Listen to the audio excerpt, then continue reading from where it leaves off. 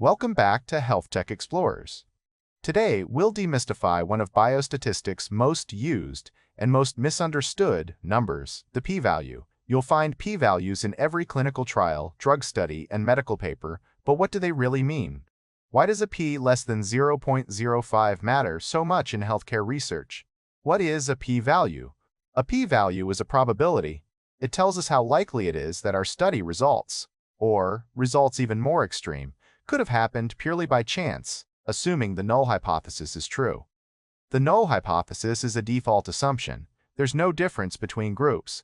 For example, a new drug is no better than a placebo. If we get a small p-value, usually below 0.05, it suggests our findings are unlikely to be due to chance. So we may reject the null hypothesis and claim the effect is statistically significant. P-values in medicine and clinical trials. Let's look at some typical medical examples: drug efficacy, ALS. Clinical trial. In an ALS drug trial, researchers compare patient outcomes between an active drug and placebo.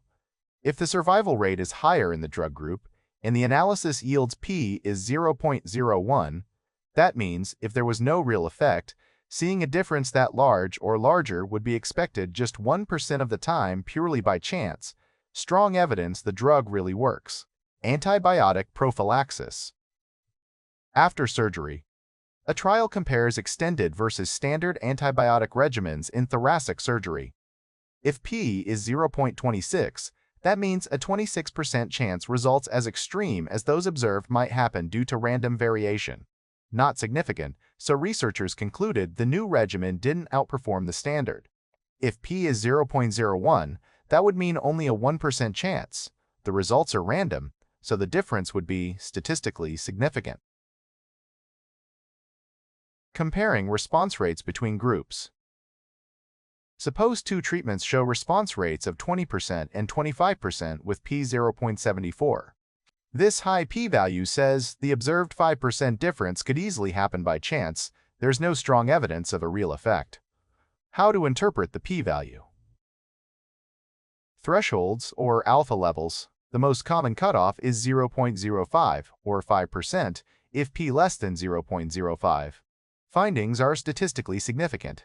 For high-stakes decisions like approving new treatments, researchers sometimes use stricter thresholds, for example 0.01 or 0.001. What it doesn't mean. It's not the probability that the null hypothesis is true or false. It doesn't measure effect size or the real clinical impact. It doesn't prove anything. It's just evidence. Key takeaways for clinical interpretation. Low p-value, strong evidence against the null hypothesis. Likely, a real difference exists. High p-value, data could easily be explained by random chance. No evidence of a significant difference.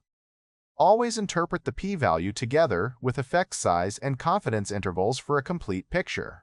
P-values are essential for making sense of medical studies, but they don't tell the whole story. In clinical trials, pharmacology, and biostatistics, a low p-value signals statistical significance, while a high p-value says the findings could be explained by random variation. Always ask, is the effect clinically meaningful? Not just, is the p-value small?